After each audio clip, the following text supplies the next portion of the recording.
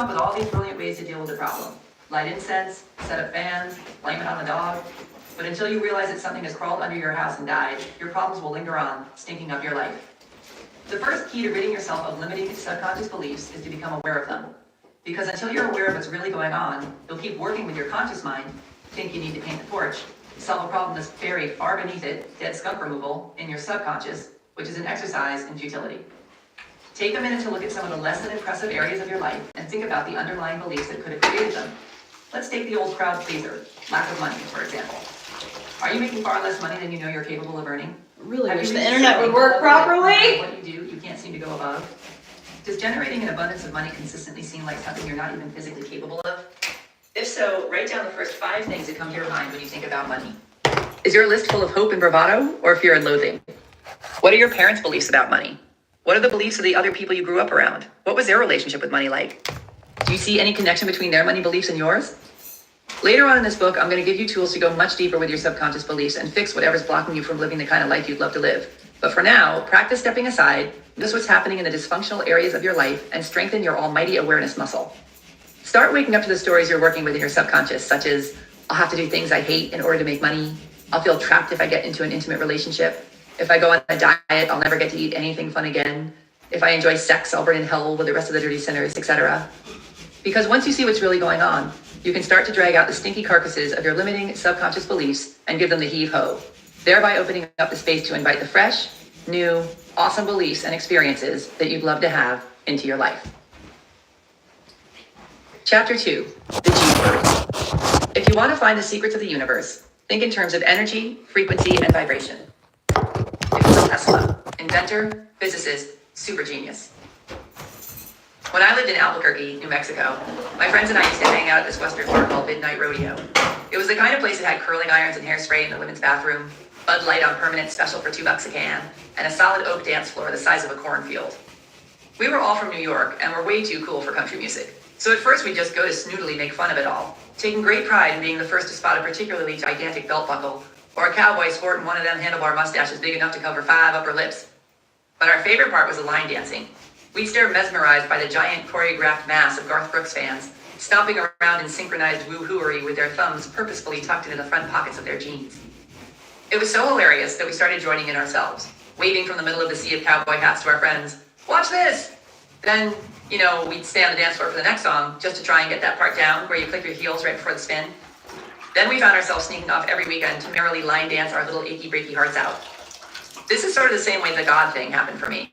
It started out with much snarkiness and eye-rolling, but I was so broke and clueless and sick of being such a weenie about really going for it in my life that I was open for suggestions. Which is why, when I started reading books on finding your calling and making money and getting over yourself already, and they all have this spiritual side to them, I didn't toss them in the goodwill pile with my usual, this God spirituality crap is for suckers attitude. Instead, I decided to give good old God a chance, because I had nothing to lose, literally. And lo and behold, some of it wasn't totally idiotic. So I started reading more about it. Then I started studying it. Then I started putting it into practice. Then I noticed how much better it made me feel. Then I started believing it.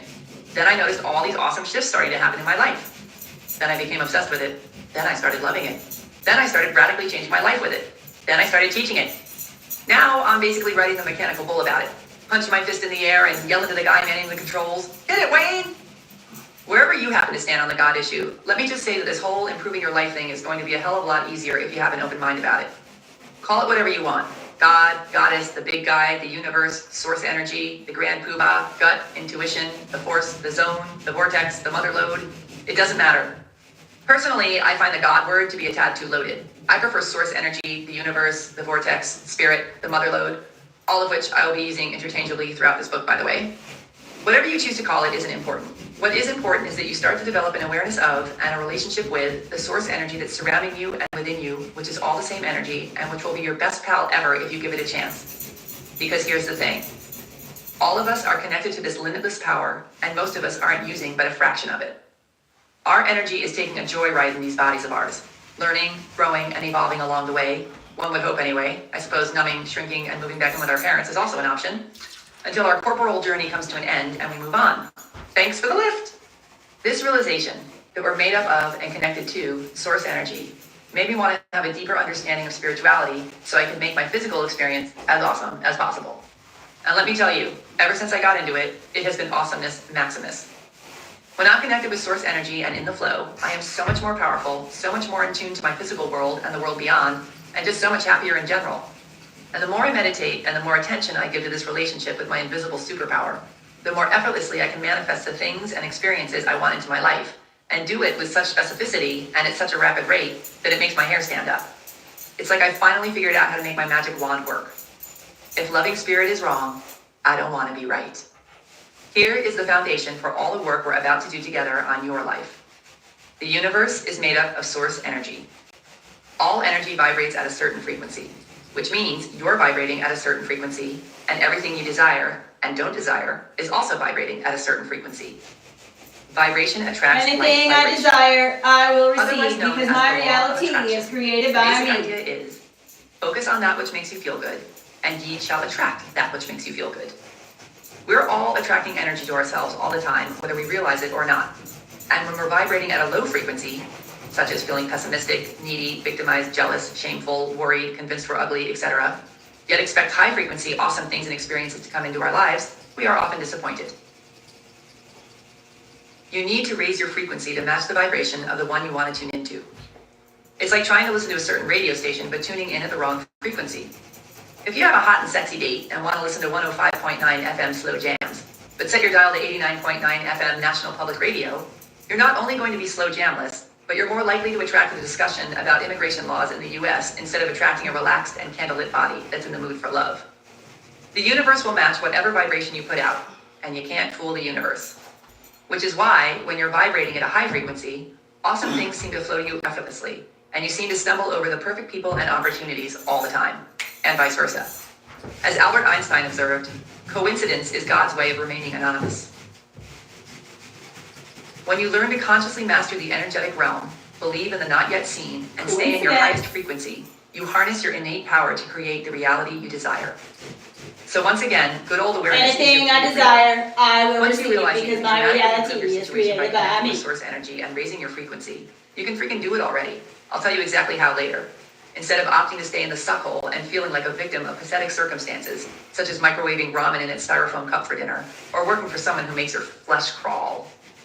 In order to truly raise your vibration, you've got to believe that everything you want is available to you.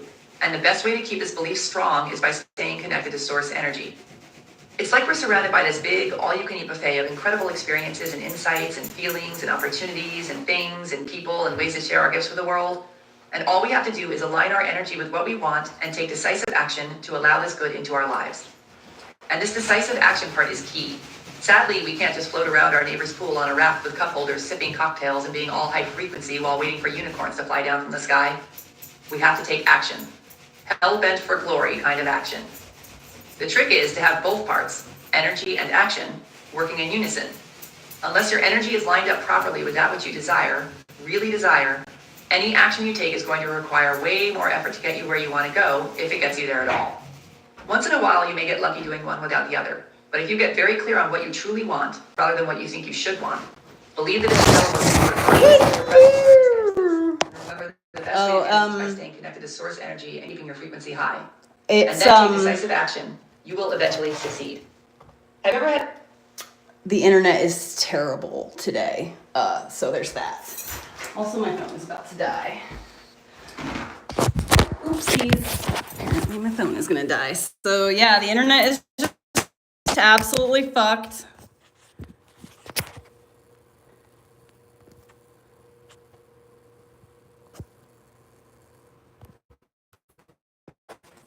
I just tried.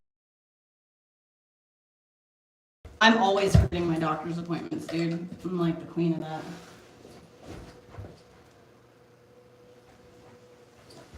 Had a dream where you're flying and you're having such a blast, but then you realize, hey, wait a minute, I'm flying, I can't fly. And then you come crashing back down to the ground and you can't get yourself back up again. No matter what you try, this is the way beliefs work. Even if it seems impossible, you have to have faith anyway. And the second you stop believing, you pop the bubble and stop attracting the magic into your life. The force really is with you. This isn't just about believing and being all high vibe when the sun is out and the bunnies are hopping around either. This is about believing, even when things are at their most uncertain or absolute crappiest, that there is a bright, shiny flip side within your reach. As French author and fearless truth seeker Andre Gide so aptly put it, one does not discover new lands without consenting to lose sight of the shore for a very long time. This is about believing that we live in a loving, kind, and abundant universe instead of one that's petty, mean, and likes other people more than it likes you. This is about your faith being greater than your fear. Chapter 3. Present as a pigeon. If you're depressed, you are living in the past. If you're anxious, you're living in the future. If you are at peace, you are living in the present. Lao Tzu, ancient Chinese philosopher, founder of Taoism, could have been one guy or a mythical. I did not know that was a Tao principle. I was in yoga class one day, and the instructor told I thought me I to get invented into that. pigeon pose, which I is thought this I came pose up where with you it all on my own. fold the other one out sideways in front of you. Thanks, and then Izzy. lie down on top of the whole thing. It's fine if you're a Hi, pigeon, Emery. but it's one of the poses I dread most because my hips don't move that way, it hurts, and I'm always scared I'm gonna get stuck. But even though my body has requested otherwise, I'm in class, and I'm going for it, and I'm determined to relax into it, even though I'm really just silently begging the dude tell us to change into a different pose, which he doesn't do because he's too busy talking. He's blabbing on and on and on about our connection to the universe and our breath and the path to true enlightenment and holy fucking shit. Nikki, we did a war yesterday on How am I gonna get out of this pose? on the Sims, so you should go check your Sims and get your spoils, I breathe into it. because you're gonna get a chest with a lot of points. I kicked ass. I fucking Shift and go deeper into the pose mutilated the other team. The pain is gone. The panic is gone. I am one with the universe. But then I realized that I really do think I'm stuck. And seriously, So you what the could get hell, some dude? points. Are you gonna talk all night? We've been in this freaking pose for 5 All you minutes. have to do My name is Al. use your war items, and you use your golden coins I reconnect. to unlock Back in the zone. the thing. So if you like click on the star, and it'll take you to the war map, and then you have the stuff on the right hand side.